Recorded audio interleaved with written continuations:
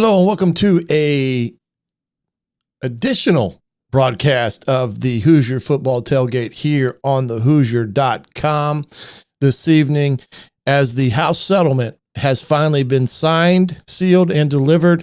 And we're going to get into that in more detail here in a moment.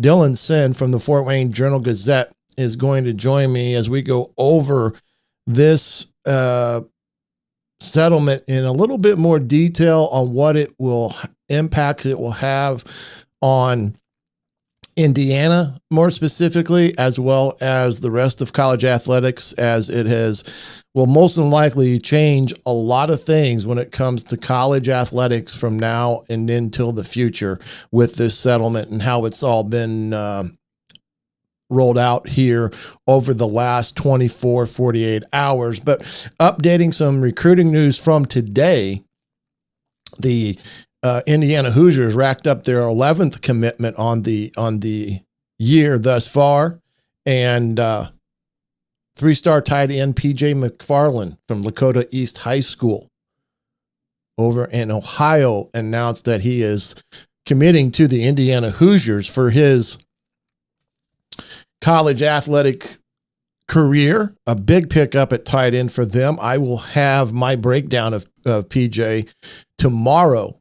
Look for that on the Hoosier.com. And just a friendly reminder, get over to the Hoosier.com, pick up your $1 for the first month, and then 50% off for the rest of the year. You get access to the Hoosier.com, as well as all the premier services there. And then, of course, on3.com for much more coverage on college athletics on a broader scale, which will be vitally important to keep up on all things as we head into a new era of college athletics here in this 2025 year.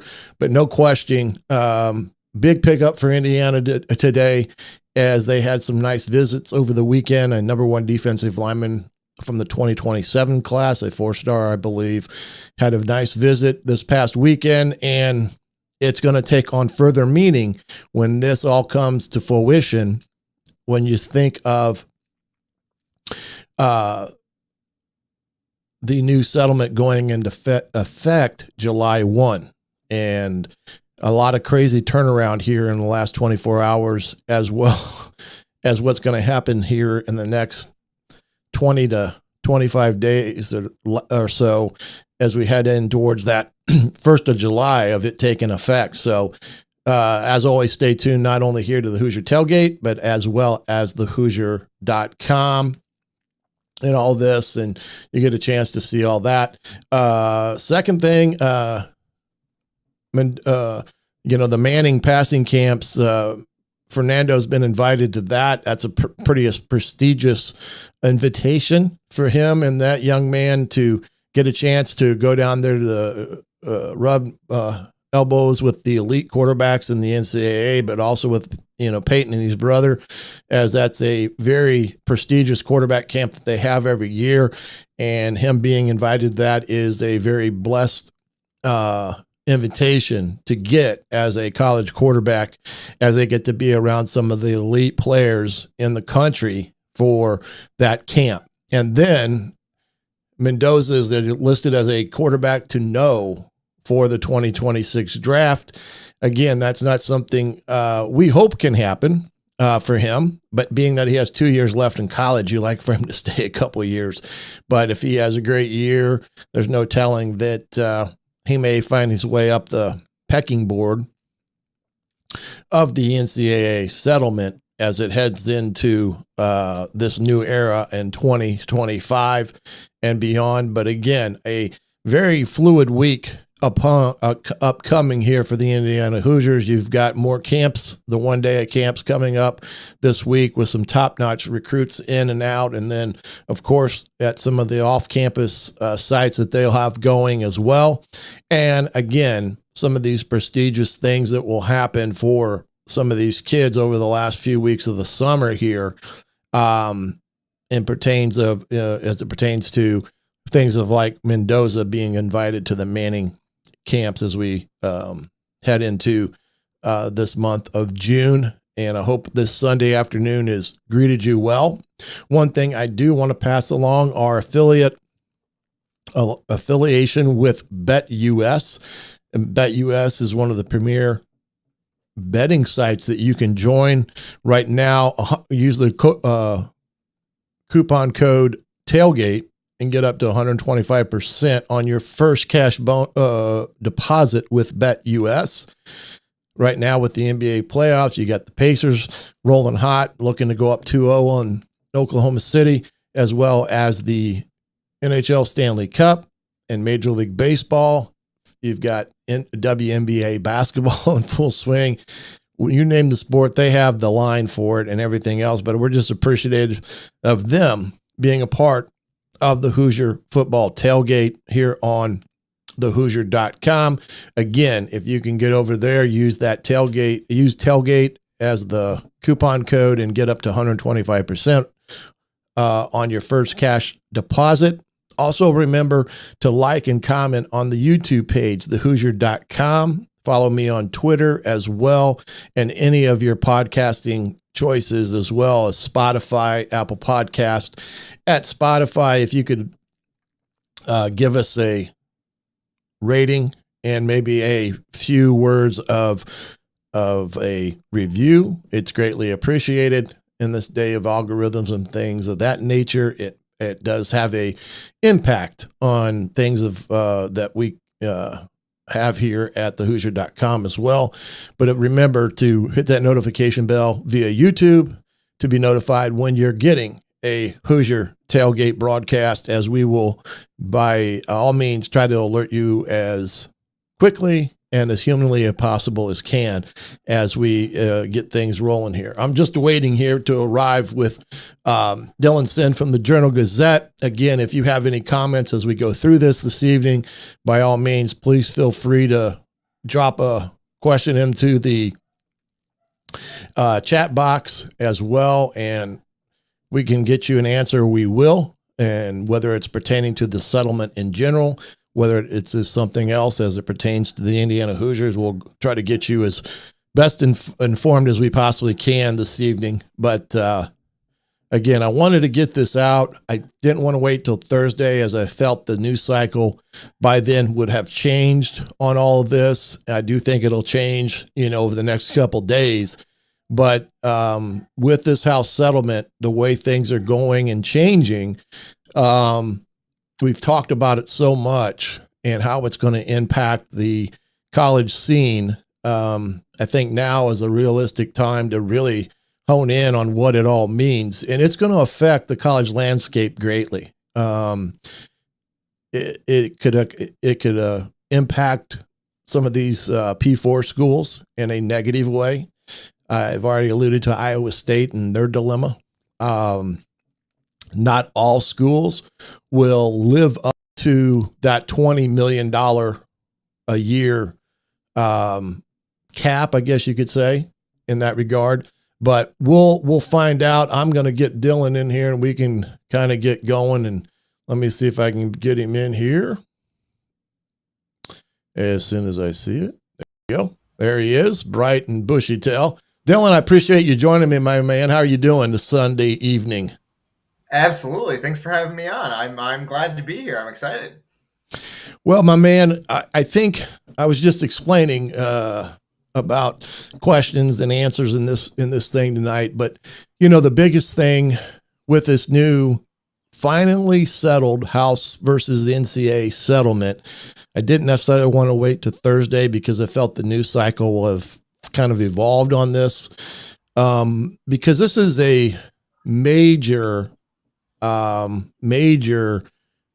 change in college athletics. The NCAA, as you have known it, I have known it, I have coached in it for 28 years, is no longer in existence based upon this final settlement that has been issued. And it's going to change year in, year out, because not all P4 schools are going to go up to this $20 million a year call it a salary cap, I guess, if you want to. There are some P4 schools like Iowa State, unless they change some things in their board of trustees, they'll not be able to continue much beyond the second year because it will eat up all the reserves in their athletic department. So, I mean, those are the stories that are out there underlining all of this. Right now, everybody's like, okay, this is great. We're going to get 20 million. We're going to get into some of that tonight, as well as how this may play out for a college quarterback. But the reality of it is, it's going to have a negative impact on a lot of Division I institutions.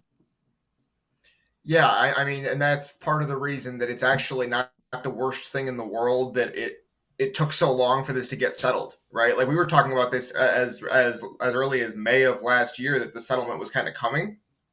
And it's not the worst thing in the world that it took this long because that it allows schools to kind of at least prepare a little bit for what's coming. Because you now have, as you said, for the top schools, the ones that plan on paying it, you have a $20 million hole in your budget that you need to fill, right? Obviously, some of that is going to come from donors, these donors that have been giving to the NIL collectives. A lot of them are now going to be giving that money to the schools instead. So some of it will come from there. But we'd already been seeing donor fatigue with some of these collectives. Like, who wants to keep giving $1 million or something a year if your team is going to go 8-4, right? But that's what it takes to go 8-4, and it takes even more than that to go 12-0, right? So it's one of those things where how much you're going to be able to get out of this money from donors, and how much is it you're going to have to cut costs elsewhere. I think a lot of it is a lot of schools are looking at cost cutting elsewhere. That's why we're seeing some schools dropping teams. I think we're going to continue to see that. Olympic sports are unfortunately in big trouble in a lot of places. And I think you're going to be in big trouble in a lot of places because a lot of this money is going to have to go to football and men's basketball, and to a lesser extent women's basketball, because those are the ones that make the money, and so that's where the money has to go, right? And so I don't think we haven't seen a flood of schools canceling sports yet, but it's been a little bit of a trickle, and I think we'll probably see some more, and that's unfortunate. But that is the new reality that we are living in. I think we're probably going to see fewer of these lavish facilities built over the next couple of years here, because that money is going to go to the players as well. There are probably going to be some teams that are going to hold on to coaches for a while longer rather than pay a buyout, right? And you might get coaches who come in at lower salaries and assistant coach salaries, especially because you're going to need some of that money to pay the players. So there is a $20 million hole for the schools at the top of this. There is a $20 million hole in your budget. And you, the athletic director of that school, and everyone that works in the athletic department are going to have to get creative on how to fill that. Yeah, we saw Scott Dolson already kind of do that over the last year or so with the number of changes within the athletic department as a whole, not filling spots, some retirements, things of that nature with everything as well. And you're correct in saying that I don't think we'll see a lot of change in 25 when it pertains to the number of sports somebody offers or anything like that, because I think they're all going to want to see how this plays out. No sense of making a rush unjust decision until you really get the bearings of what it all is going to entail. But I do believe that the non-revenue sports at a lot of these schools are going to be in trouble within the next, 2 to 5 years when it's all said and done. I just don't see a path where they can continue to offer a broad base and then have to pay this $20 million per year. And we're not even talking about the backlog of payments that are going to go back to 2016. And my son is going to be a benefactor of that. He's already gotten a couple letters of expected valuations on what it could entail money-wise. And I tell you this right now, I was shocked.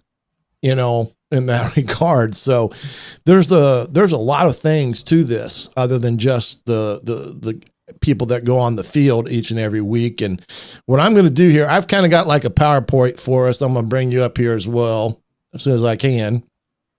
And we can kind of hit this on a broader spectrum as we go through.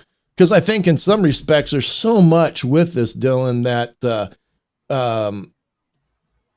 NCAA and everything with it, you know, kind of how it goes and all this. But as we know, the settlement came down on the 6th, which was Friday, I think. Nothing like news drops on Friday afternoons late or Saturdays. It was like 7:00 at night on Friday. It was something. Yeah, it was crazy. $2.8 billion settled, and it resolves all the lawsuits that were involved in all this.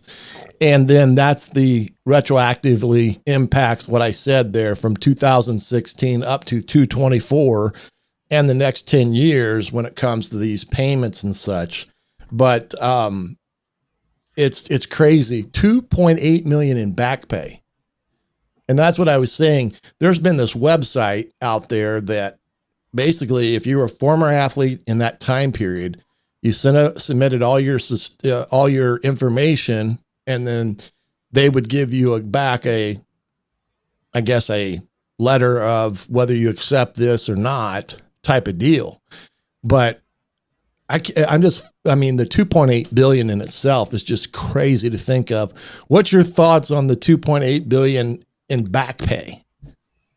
Yeah, I mean, that was the number that came out a while ago. It was a year and a half ago at this point that it was going to be about 2.8 billion. And as it says here on the screen, 14,000 athletes are getting payouts. So there are going to be some sizable payouts here, but there are going to be a lot of athletes who are going to get checks for like a couple $100s. And just, it's kind of like it is a class action settlement in that way, where it's like, not everyone is going to get rich off of this, but there are going to be some people who just get a little bit of cash floated their way for their efforts back in the day is kind of what it is, right? And for their market value, or not even really their market value, but what the court determined, or these litigants came together to determine would have been their market value at the time. So it's really interesting that you talked about your son getting a letter and being like, you're going to get a little bit of cash here. It's probably going to be a lot of stories like that. There's not going to be a ton of people that get rich from this. It's going to be a lot of people who get checks for a couple $100 saying, hey, acknowledging that you probably deserve to make some money back then. Yeah. When you think about it, you know, I think they said like I said, there are 14,000 receiving payouts, and it begins immediately. And July 1st is the new implementation for this year of this set of players and recruits and things like that. It's just amazing. Like I told you, when Isaac, that's my son, had sent me a text and shared with me what the estimates for him were, I was just like, this is crazy. I mean, I can just only imagine for what it would be like if a guy was, a 3-year starter and things like that, because, you know, some of this is the EA sports stuff, I think, as well, maybe involved in this, but it's just crazy how much this all entailed going on. But this is the thing where we get into the meat of it. Like I said, starts July 1st. Now it says schools can pay up to, that's the key component here, up to $20.5 million per year. Now, this is where the concern comes, in my opinion, I'll get yours on this, is the rich get richer and the poor get poorer, because it's not going to be a level playing field and it pertains to this amount of money. What the Big Ten does and the SEC does might be drastically different what the Big 12 and the ACC just choose to do, because it's not a, definite 20 million a year. You either got to, determine what that's going to be, but the reality of it is not all P4 schools are going to be the same. Thoughts on that? Absolutely. I mean, and that's why it matters that the Big Ten and the SEC have these huge television contracts, right? Like the Big Ten, by the end of their current contract, it's going to be close to $100 million a year per school from TV revenue alone, right? Like that's why it's going to certainly help fill this gap here. Now, what I will say is that to some extent, this is actually going to be a little bit of a decrease for some of these programs, right? Like at the Mm-hmm. very, very top of college football. Like last year, I think it was Texas spent $22 million on its football roster last year. Ohio State spent 20. Right now, Right. that's the Mm-hmm. very, very high end. Like not a lot of schools were spending that much, but that is the very high end. And so it was climbing every year, right? And Kurt Signetti made news earlier this summer where he said there's going to be a $40 million roster somewhere, right? And that's not going to be the case now because you are capped at 20.5 million this year for the entire athletic department. This is not just football. This is the entire athletic department is capped at 20.5 million. And of course, we'll get into going forward how you're able to kind of go above that with the NIL payments, the old Mm-hmm. school, old fashioned NIL payments. That is also part of this that we'll get into.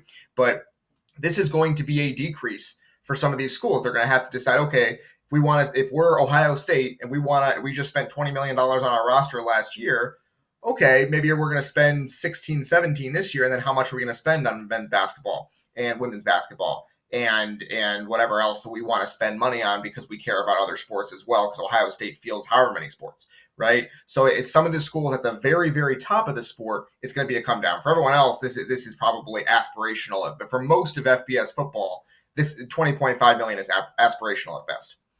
Well, look at it this way. We know that football is probably going to garner 75 to 80% of that $20.5 million a year, or whatever that amount is per the school that you are at. This is the question that I think has to be asked of schools like Indiana. Are they going to go up to 20.5 million a year? Or are they going to come up with an a different level? What is that level? Because, if the Ohio States and all of these others are going to spend 20.5 million a year and Ohio State gives 75, 80% to football, there's going to be a differential in the amount that each school is going to have. And that is not a level playing field per se. Unless you've got some alternative way of doing it with the NIL. I don't know. But you can see where I'm going with the discrepancy. This could create quite instantly in conference that if the upper echelon's paying more than the middle to the lower echelon, there's going to be a grave difference between what is the top of the Big Ten or SEC and the bottom of the Big Ten and SEC potentially. Now, they get a cap increase every year, 4%. That goes back to your television rights and things of that nature. But again, I think we know where we can go. It's just a matter of what schools in the Big Ten will go. And that's what we don't know. Is it just going to be an overall agreement with the Big Ten? We're at 20.5, or is it going to be left up to the schools individually on where that's at? And that's going to be the huge question to ask or have answered as we go into it. Here's a good one. We talked about the 75 per 80%. Quarterbacks and top players will be your biggest earners. Shocking. That's going to be interesting. I've got a thing after this we'll get into with a kind of a presentational aspect of this, but I've heard already rumors that top quarterbacks are going to be making upwards of 2 to 3 million a year potentially. What's your thoughts, or have you heard anything different in that avenue? Well, I mean, I think the number that we heard for Carson Beck, the Miami quarterback who transferred from Georgia, I think the number we heard was 4 million for this year. Yeah. Now that might change if with the cap now per se. But I mean, Michigan just signed their quarterback, their true freshman, for I think $12 million over the life of his deal, and I think if he plays well, he's probably going to want some more. So it's one of those things where it's really going to be hard because, again, this is to some extent, again, not completely. It is not a hard salary cap. It is a soft cap. And so now for a couple of years now, we had seen salaries rise and rise and rise and very, very quickly. And now things are capped. How is that going to affect some of these teams? Because you can't just say, okay, well, he wants more. Well, let's give him more because otherwise we lose him and we can't have that. Well, if he gets more, someone else is going to have to take a pay cut somewhere, right? So it's one of those, how are you going to balance that? I think that you are going to have to become much more the general manager position in college football, especially, is going to take on even more of an outsized role than it already has, as someone who can just has to help a coach juggle this, right? Not as like a professional general manager where they're above the coach and they can fire the coach, but more just as someone who is able to help the coach juggle the salary cap and juggle who gets what and when and why. I think that's going to be really important to have that squared away. Or is there going to be somebody in each athletic department that is quote unquote the GM when it comes to dividing out this money and therefore being over each, team to determine what that looks like? See, I think that's even more intriguing, because if you got somebody that's over football and telling them what they can or can't do with this money, which is possible, it'll be an interesting dynamic with that one. We knew about the smaller shares and how that may all play out in that factor. Brian Seeley, Major League Baseball, odd choice to lead the new College Sports Commission that has been created within 2 or 3 hours of this being notified of going forward. What do you know about Brian Seeley? I know he was famous for some Major League Baseball investigations in the past and things like that, but kind of what's your background here with that and the College Sports Commission that was created? Yeah, I think the number one thing to know about Brian Seeley is, again, he comes from MLB, as you said. He worked at MLB with Tony Petitti, the Big Ten commissioner. I think that is the number one thing to know. I assume that will be a significant part. That is a significant part of the reason he is now in this job, particularly. And I think that is a kind of a reflection of where this is going, right? This is going to be a power conference friendly guy, a power conference friendly college sports commission. I think they are not going to have a ton of warm fuzzies for the smaller schools. Would be my guess. They are not going to play fair. They are going to be biased toward the bigger schools because the bigger schools bring in more money. Would be my guess. So we'll see. That it remains to be seen, but that would be my guess out of this. As far as the College Sports Commission goes, I think it's important to note here they were created by the power conferences. They are going to oversee the NIL deals, as it says here on the screen. NIL deals, anything over $600 in NIL. Now, this is not what the schools are paying. This is true NIL, where you're getting money from Gatorade or Nike or the Pizza X, right? Something in your college town. Hoosier Connect as it pertains to Indiana. Exactly, right. So you are being paid for your likeness by someone, not for playing for this team, but because they want you to advertise their product, right?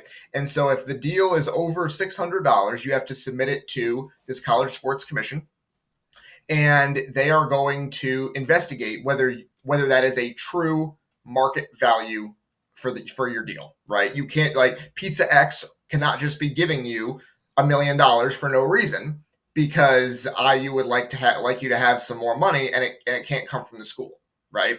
So that is what this College Sports Commission is going to be in charge of, is trying to figure out fair market value for these deals and whether it matches. They have farmed that out to, as it says here, Deloitte, which is the consulting firm, and Deloitte is going to run the numbers. They're going to do their calculations. They're going to figure out, hey, does this deal make sense from a market perspective, or is it just the school trying to get around the salary cap? That is the goal here, is to really make schools stick to the salary cap. Of course, this is probably going to lead to lawsuits. We need to get that off the top first. We just did this. This is probably going to lead to lawsuits. The first time Deloitte comes back and tells the College Sports Commission, hey, that guy does not deserve that amount of money that he's getting from whatever NIL, whoever is trying to pay him, and they say we are denying this deal, they are not allowed to make that deal, that person is probably going to court. And I don't really know how we get around that. So we're going to see how that pans out, because the courts have been very, very reluctant to have any kind of restriction on the money that these kids can make. Now, the whole point of this settlement was trying to stop the tide of lawsuits. There have been so many lawsuits. The settlement was supposed to kind of be the end of that, at least for a little while. I don't know how the courts are going to to read that. If the first time one of these lawsuits is filed, they're just going to say, well, that's what the settlement says, that it's Deloitte's call, you have to stick with it. Or are they going to be like, well, this was a restraint of trade, I can't believe that this settlement was approved. Yeah. It is going to happen very, very quickly that happens. People are going to push the envelope, and then we're going to see. And we might be back. We might be right back here looking for another lawsuit in 4 months from now. So, Well, that this is where the rubber is going to meet the road here. Yeah. Well, a couple things that I've heard as it pertains to this is number one, name, image, and likeness, like you said, should be based on a kid's marketability in terms of followers and things like that. So who is going to be able to determine best on what that value is? Now, some try to link it to athletic ability. Well, the running back from school A makes this, so therefore this running back from school B should make exactly that. Well, that's not the truth in some respects. And if they go by that, you're exactly right. You're going to see some of this lawsuit stuff. The other thing I saw was the number one violator of this potential rule was the schools themselves that had collectives directly tied to the school. And so they're the ones that were breaking this rule the most, which I think goes to your comment about kind of trying to circumvent this money cap. So, things of that nature. So, it's going to be interesting. John asked 2.5 billion split 14. Yeah.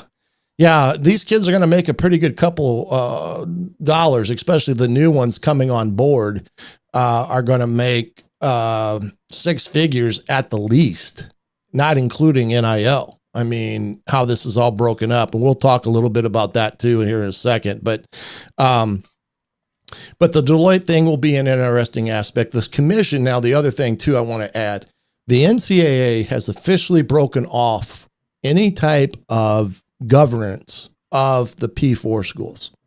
They no longer will serve as a legislative body for any of the P4 schools, Big Ten, SEC, when it comes to this matter with football and basketball, I believe will be a part of that aspect of it. They have essentially said, go at it, boys. You listen to what the College Sports Commission's created. And that includes anything outside of, recruiting, what is legible, what legal, what is not, some of those things. So there's a lot of I's to be dotted and T's to be crossed when it comes to this as it pertains to how one can recruit, calendar, things of that nature. So it's going to be a whirlwind as we go. This is the one, whoops, sorry about that. I wanted to go back at one was the biggest one on that one was what it did not resolve was gender equity. It did not resolve what that issue is going to be. Have you heard anything on the Title IX aspects of this? Because you talk about lawsuits, that's the first avenue I think this is going to come under. Yeah, and I mean that is a major question right now, right? Okay. The idea of Title IX is supposed to be there is an equal number of resources from your school for men's and women's sports, right? That is at least one part of Title IX, right? And right. So again, there is significant disagreement on this, and I am not a lawyer, so I'm not particularly qualified to be talking about this. But I do believe, and you can correct me if I'm wrong here, before the Biden administration left office, a couple of weeks before, frankly, I think it was in January or late December, the Department of Education under the Biden administration released a memo basically saying that when this settlement comes through, essentially, you are going to need to pay equal revenue to men's, women's athletes in order to not fall afoul of Title IX. Right. The Trump administration came in, and one of the first things they did in this department was basically say, no, that's not right. You don't have to do that. So I think it's going to be a question of who is someone going to test this? I'm sure someone will. Again, this is another avenue where we are going to get more lawsuits out of this. And then what does the judge feel about what Title IX actually says? And that is going to come down to the particular judge. And it's going to come down to the particular appellate judge. And there's a decent chance something like that gets to the Supreme Court. And we're going to find out what the Supreme Court thinks of that, because it's supposed to be equal resources from the schools, does that mean that they have to pay these kids equal amount of money? I don't know, frankly. Yeah. I don't know enough about the case law in that. And again, I am not a lawyer, so it's hard for me to say. But it is an open question, and is going to come down to which judge gets that case, because there will be, I'm almost certain, a case, and that is a huge amount of money. Because again, obviously, as you said, we're operating under 75 to 85% of this is going to football and men's basketball. Well, that could change if this gets to the Supreme Court and the Supreme Court says, no, actually it has to be equal. I don't expect that to happen, but it is a possibility. Well, here's the one thing that has plagued Title IX for years, and it's lumping in football. Football is a different beast. It has over 100 participants. Okay, over 100. Basketball, women's and men's basketball are more in that equitable range of, 13, 14 player, 15 player rosters. There's where you could see it potentially of that, what you're saying in terms of the equal pay for the top spots, but they all want to loop football in it because it's the betterment for the lady sports out there, because it has the most numbers in it and therefore the most dollars. And therefore that's where you get the bigger piece of the pie. So it's a potential interesting segment that could happen with Title IX if it ever gets there. I don't think it's going to happen early. Maybe it will.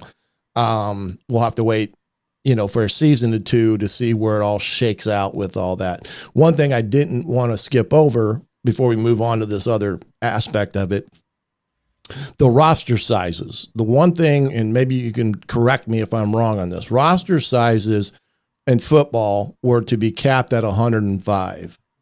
What they've come up in, and this is what we've been held up on for the last month and a half, was roster sizes. My understanding of the settlement now is you can, if you want to, basically grandfather in this class of 2025, but as each class goes out, that number decreases. So if you have, but the biggest thing is adding 20 more players to a roster is a costly measure when you think about it.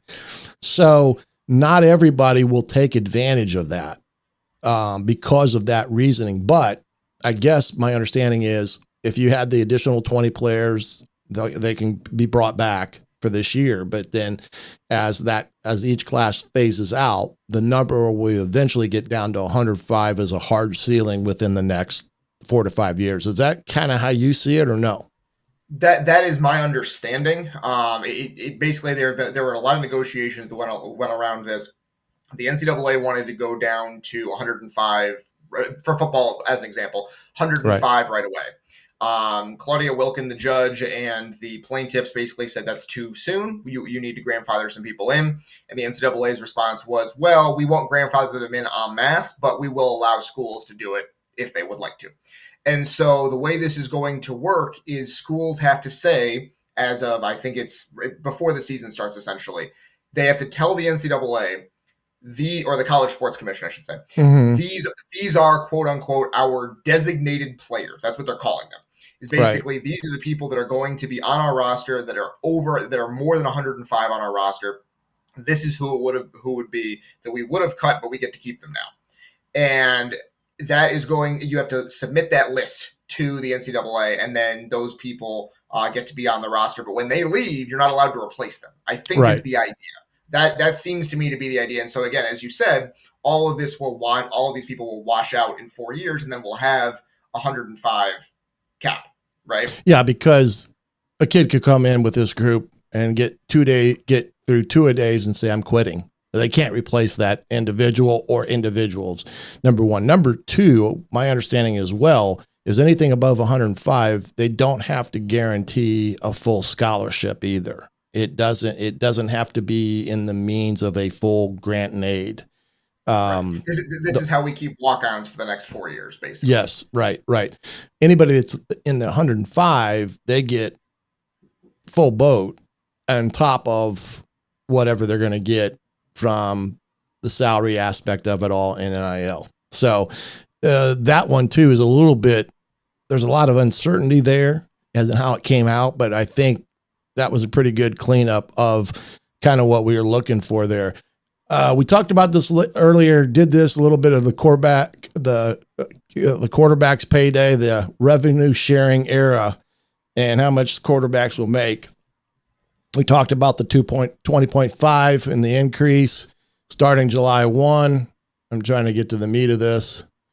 There's kind of a breakdown of estimated each football program, if they went to the full amount, would get between 15 and 17.5 million annually for their football programs. That's not including NIL. That's just the revenue aspect of it. And then it talked about them earning low seven figures. So many are expected to earn between $750K to $1.5 million annually, with the star quarterbacks exceeding $2 million with added NIL deals. You pointed out Carson Beck, who is, like you said, scheduled to make $4 million. Now, one thing I think we all assume this is cash, hard cash. It's not. It's not. It could be real estate. It could be automobiles. It could be, whatever. Like I said, real estate being a home or something like that. That's the way I understand it and the value aspect of it. So if you're going to pay let's just use Mendoza as an example. Fernando is probably going to make, in essence, probably $1 million to $1.5 million next year as the Indiana starting quarterback. Is that a fair assessment or not? That would be my guess. I don't know. I don't have any hard evidence on those figures, but in terms of market value, that would make a lot of sense. Yeah, right. But the backup quarterback, what do you pay the backup? And then what do you pay the backup's backup? Because you get into the quarterback room, you got to have at least 3 that can play, and you need 4 total in order to get through a year, in theory. So what does a salary of a Jacob Bell, a first-year redshirt potential QB, get to come to IU from this deal, do you think? Just, in guessing. Yeah. That's a great. Are you going to do it by class? Are you going to segment it out by class? Or is it going to be segmented, by player? Because it's so, I don't know how you go about doing that. Do you? I mean, it's mind blowing to me.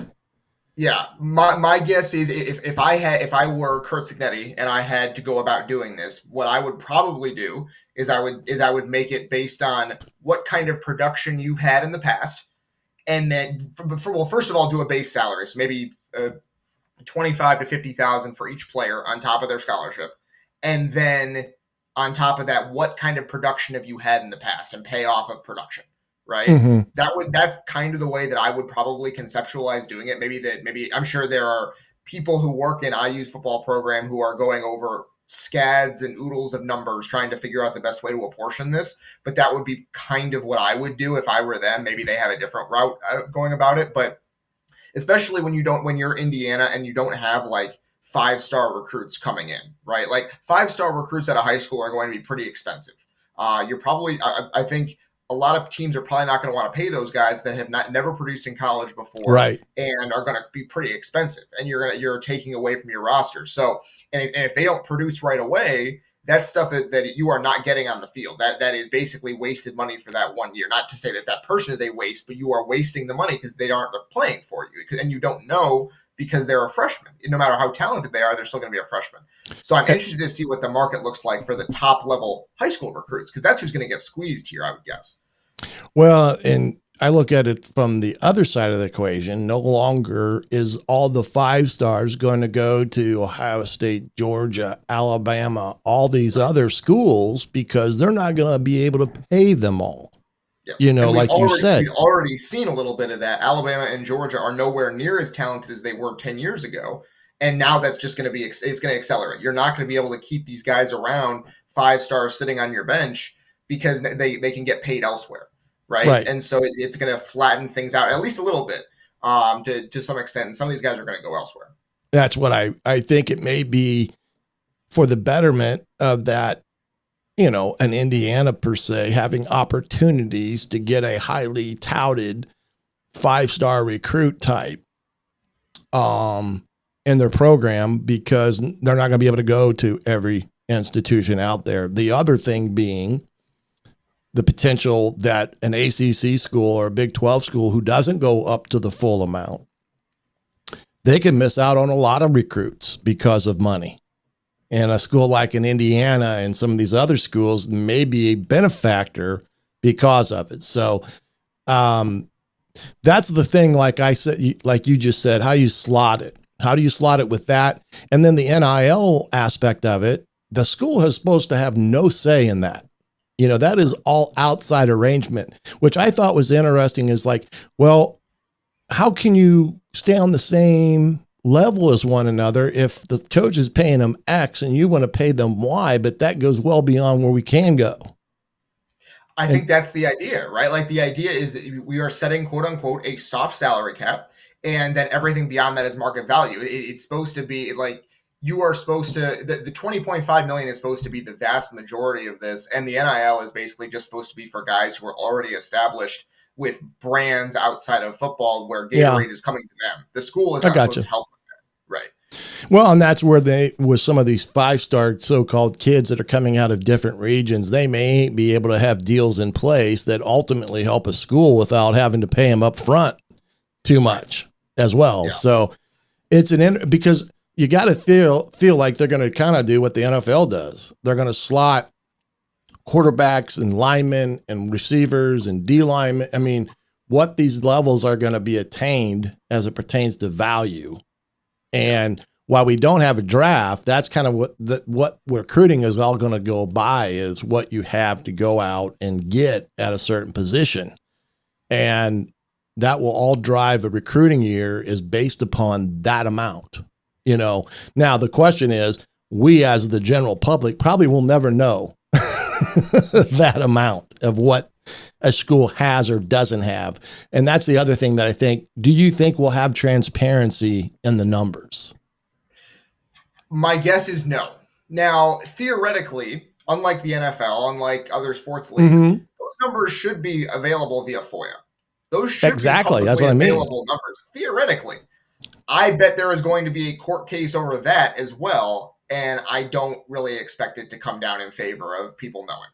I bet there is going to be a court that finds that there is some level of privacy where students are not made, or student athletes are not made to have their salaries disclosed. Now, coaches' salaries are disclosed, and theoretically it should be relatively similar. But the idea could be, well, these are students and not employees, because again, we're talking here, these are still not employees. They've been very clear that this settlement does not mean the students are employees. So my guess is that, again, I am not a lawyer, but my guess is that there is going to be a court somewhere that says, no, even though theoretically this would be publicly available information, there is going to be a court that says no. And that's disappointing for people who work in the media like us, who would like to know and who would like to keep people informed. And we're going to try. Let's be clear. There will be FOIA requests filed almost immediately. July 1st, there is going to be a flood of them. And so it'll be interesting to see the result of that. And maybe some will be disclosed. But my guess is we end up getting a lawsuit around that as well. Well, and so here's the thing. Plenty of litigation to come out. Yeah, right. And kind of the things that I have up here: players remain non-employees, payments are restructured like revenue distributions, and legal questions, like you said, will center around employment. Are they employees? Now, one thing that has been going on here the last month, and this kind of leads into Kentucky by all schools, as their entire athletic department has broken away from the school. They are now under Kentucky Wildcats LLC. So they're associated with the school, but they're not associated with the school, because they're going to be their own company that has athletics under the banner of Kentucky Wildcats, which I thought was pretty smart, because it removes all liability in theory away from the institution. Are we going to see that become a more frequent model as we move forward here? Because of some of these things, like you said, of general equity lawsuits and things that get tied back to the institution. Is that an avenue for these schools to go? Like, we're just going to become our own LLC. It opens up a lot different avenues for us and things of that nature. And then we can then they may treat them like employees. My guess is yes. I think that Kentucky was a pioneer in that space. I think there's going to be other schools that do that for exactly what you said, for liability reasons, right? Now, it's going to be a question of, is that enough to shield the institution? They're going to try, right? That is the strategy that I think a lot of schools are going to land on, is let's spin off the athletic department away from the school and try to make it its own entity. And again, that goes back to FOIA, right? If you are someone who lives in Kentucky, can you FOIA that LLC basically and get information on salaries? Probably not, would be my guess. So that is just a very small part of the difference between a private business and a public university. So I do think that is going to be something that a lot of schools end up doing, and we'll have to see whether that is something that courts allow to stand as protecting them from liability. Because again, not a lawyer. But I think. But you stayed at a Holiday Inn Express last night. I did, absolutely. But it is going to be another question for courts to sort out here. And I do think that, again, we keep coming back to this. This settlement is not the end of litigation. There is going to be a lot of litigation on different questions going forward, on different avenues of different things. And there are going to be lawsuits, and courts are going to have to figure out the answers to these things. And part of that is because there's almost no chance we get, there's very little chance that we get any kind of bill from Congress addressing any of this stuff. We've been talking about that for 3 years now, that the NCAA really wants a bill out of Congress to enshrine some of this stuff in law. And basically there has been no agreement in Congress. There's been very little traction. It seems there's some work that's been done on it, but there hasn't been any kind of major push for it. And there's so much else going on right now that I don't know whether that is realistic to expect. And so all of this is going to have to be done through the court system. And that takes time, and it takes uncertainty along the way. I think we're going to see a lot more of that. This is not the end of the journey of reshaping college sports. It's barely the beginning, frankly. Yeah, right. And the fact that I'm sure there'll be a commission involved at some point in time, as they kind of backpedaled on that, as they were going to have one. And now it seems as if they were talked out of that avenue, which I think is good for right now, because they got to let the dust settle with this and allow it to take hold and deal with what comes along, rather than trying to tweak it so much that it ends up just sending chaos into the throes of the NCAA and all these schools. So at least we've got a parameter to work with now. Is it the best thing? No. There still has to be guardrails. There still has to be rules and things of that nature. But we are where we're at, and it's now finalized, and schools can move forward with the implementation and how this is going to look. And like I said, it's not going to be the same for everyone. There's going to be differences between conferences to conferences and schools to schools when it all says and done. I mean, like the Mid-American Conference, they're not going to fully participate in this. They'll participate in some ways, but not the full throated 20 million. So, hey, man, I appreciate you jumping in on here. Short notice, Sunday evening, all that good stuff. And hey, stick to Dylan's writing at the Journal Gazette. I'm sure he'll have some things on this as the week progresses, as we move through the months of June and July. But my appreciation for you taking time on a busy Sunday to jump on here and talk about this for a little bit, Dylan. Absolutely, man. Thanks for having me on. I really appreciate it. And this was fun. It was informative for me, as it was hopefully for everyone else. Well, they sometimes say I have a little bit of smarts, but not always. You never know. Too many hits in the head. Dylan Sinn from the Journal Gazette up here in the Fort Wayne, Indiana area. Appreciate him joining. We'll catch you again another time, buddy. All right. Looking forward to it. Appreciate Dylan Sinn for coming on here this evening on a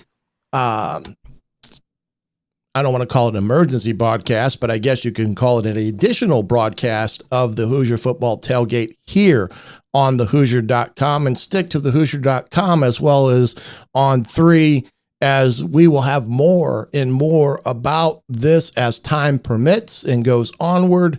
And I'm sure there will be a lot of questions that will need to be answered before everything hits July 1. And I'm going to guarantee you that the Hoosier.com staff will have those answers as ready and available as soon as they can get them out to the readers as well as here on the Hoosier tailgate. And don't forget, our buddy Jimmy Coyle will have this and other things throughout the week at Indiana Sports Beat Radio as well. But for now, thanks again for joining me here this Sunday evening. Have a safe and prosperous work week. I'm the coach, Shannon Griffith. This has been the Hoosier Football Tailgate right here on thehoosier.com, powered by On3.